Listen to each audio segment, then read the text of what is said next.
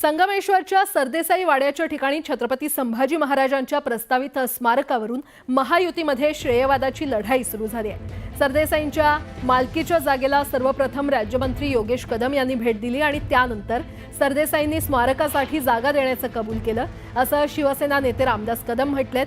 उपमुख्यमंत्री एकनाथ शिंदे संगमेश्वरमध्ये येणार असतील तर त्यांनी त्यांच्या सोबत योगेश कदम यांनाही घेऊन जावं, असं आवाहन रामदास कदम यांनी एकनाथ शिंदेंना केलंय। रामदास कदम यांच्या वक्तव्यामुळे उदय सामंत आणि रामदास कदम यांच्यातील अंतर्गत वादाची ठिणगी पडण्याची शक्यता आहे।